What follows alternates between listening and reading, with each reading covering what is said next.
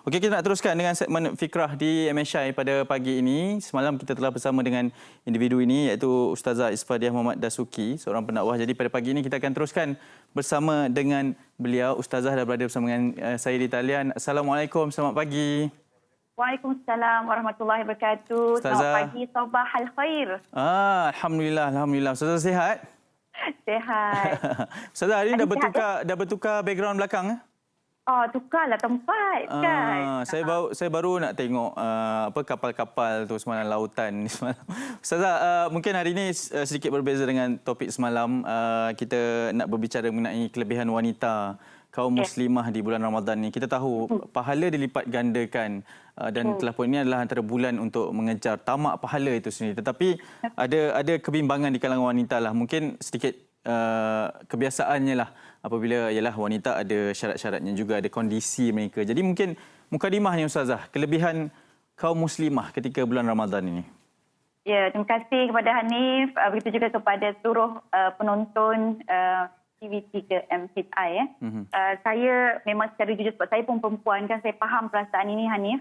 Antaranya adalah kesibukan kita untuk membuat persediaan sewaktu berbuka puasa, persediaan sewaktu sahur.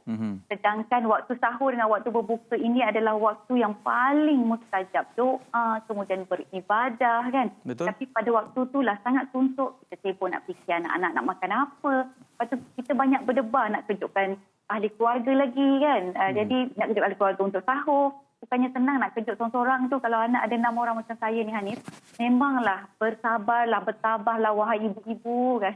Nak mengejutkan satu hal. Kadang-kadang ayah ni okey, dia tolong, dia bantu, sangat bagus. Dia dapatkan kerjasama daripada ayah-ayah kan. Tapi kalau tak dapat kerjasama, mak juga yang kena kejutkan. Betul, dia apa-apa mak juga. Tapi 6 orang Ustazah ya. Tweet utama. Tapi alhamdulillah lah Hanif, anak-anak dah besar. Jadi saya memang jarang masuk dapur. Diorang dia pergi ke dapur. Cuma saya dulu masa anak-anak kecil-kecil, saya memahami ibu-ibu yang pada hari ini berhadapan dengan isu yang kita nak mengejar ibadah ni tapi tak sempat sebab kita seolah-olah dibebani dengan banyak kerja dan tugas. Jadi Hanif, saya nak kongsikan satu hadis. So ini adalah berita gembira buat semua kaum wanita, kaum lelaki jangan jealous ya.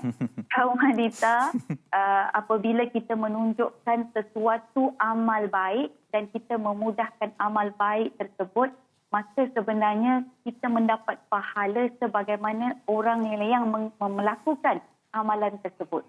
Jadi dalam hadis ini dia berbunyi man dalla ala khairin falahu mithlu ajri fa'ilihi. Sesiapa yang menunjukkan ataupun yang memudahkan satu kebaikan, maka dia akan mendapat pahala seperti orang yang melakukannya. Jadi itu adalah berita yang baiklah Hanif bagi ibu-ibu yang sibuk-sibuk tu kan. Jadi kalau dikejutkan diorang, anak-anak dan sebagainya, jadi anak-anak bangun, mak kata, pergi solat dulu. Pergi solat dulu 2 rakaat tahajud, dia katakan. Mak solat tahajud terus lari ke dapur, lari lagi nak ke bilik anak-anak, kejutkan lagi kan. Jadi kita rasa kalau boleh nak tambah solat tahajud tu Hanif, tapi tak dapat sebabnya ikan duk tunggu ni untuk digoreng kan. Betul. Tunggu untuk disenduk. Jadi bila anak-anak terlibat dan melakukan amalan tersebut, maka ibu-ibu dia akan dapat pahala hasil daripada dia kejutkan anak itu untuk solat tahajud. Okey, baik. Saya pun terkenanglah sebab Ustazah cakap tadi nak terkejar-kejar dengan yang dimasak, yang digoreng tu. Sebab semalam pun saya panaskan lauk sampai kering kontang lah saya punya kuali tu Ustazah, terlupa nak padamkan apinya. Jadi Masya-Allah. Baik, ini antara kelebihan wanita juga, bukan saja di bulan Ramadan lah, sepanjang bulan ataupun sepanjang tahun. Tapi ada kebimbangan. Mungkin kita boleh ulang kaji sikit Ustazah sebab wanita ni ada kondisinya datang bulan waktu-waktu yang istimewa itu. Jadi bagaimana pula kebimbangan mereka tentang ingin mengejar pahala tetapi datang haid pada waktu bulan Ramadan ni Ustazah? Ya, biasanya orang-orang kaum wanita lah ni kan, bila dia haid dia tak boleh nak tadarus. Dia juga tak boleh nak puasa dan dia terpaksa meninggalkan solat, sama ada solat yang wajib atau solat sunat. Jadi dia terasa jiwa dia kosong tau Hanif. Dan ini berita kepada para penonton yang dikasihi semua, khususnya kepada kaum wanita. Jangan kita rasa sedih dan jangan rasa masa kosong begitu sebab saya ada kawan saya memang dulu Bila time puasa, dia period, dia akan menangis sepanjang hari. Allah. Menangis sepanjang hari. Duduk dekat katil tu menangis. Sebab kami duduk asrama dulu kan. Ya. Tapi rasa Allah, pujuk-pujuk pun tak makan pujuk. Dia kata nanti dia tak boleh itu, tak boleh ini, tak boleh baca Quran dan sebagainya. Tapi rupa-rupanya, Masya Allah, kita kena ingat satu perkara. Bila Allah bagi kita cuti, ABC tu, Allah bagi cuti. Ya? Yang betul. bagi itu adalah Allah. Dan ibadah kita dalam bulan Ramadan ini sebenarnya adalah untuk meningkatkan ketaatan kita kepada Allah. Jadi kalau kita redha, kita terima apa yang Allah berikan cuti itu pada kita, bukankah itu juga satu tanda ketaatan kita kepada Allah? Jadi bila kita redha, insya-Allah kita akan taat kepada Allah Subhanahu Wa Taala. Baik. Itu yang kedua. Kemudian ada satu lagi hadis yang diriwayatkan oleh Imam Bukhari daripada Abu Musa radhiyallahu an. Jadi ini untuk para wanita juga adalah berita gembira. Idza maradal 'abdu aw safara kutiba lahu mithla ma kana ya'malu muqiman sahihan. Maksudnya apabila seseorang hamba itu sakit ataupun dia bermusafir, maka baginya pahala terhadap amalan kebiasaan yang dilakukan olehnya sebelum ini. Jadi maksudnya sebelum dia period tu, mungkin dia mengaji, mungkin dia solat tahajud kan? Mungkin dia buat apa-apalah kan yang selalu dia buat, dan tiba-tiba dia datang haid. Bila dia datang haid, dia tak boleh nak buat, terhenti, maka dikira juga pahala itu berterusan. Amalnya itu seolah-olah dilakukan secara berterusan dan dia akan dapat pahala secara berterusan dengan syarat dia kena sabar dan dia kena redha.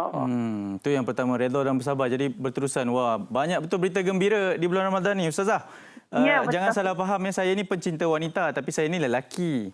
Jadi, bagaimana pula dengan berita gembira untuk lelaki di bulan Ramadan ni? Tak ada ke? Sikit-sikit pun tak ada ke? Masya Allah, Hanif dah apa tu, orang kata panas kalap sampai kering tu pun berita gembira lah. Betul. Tapi dah minta periuk baru dah, Ustazah. Tu sedih juga tu. Ya.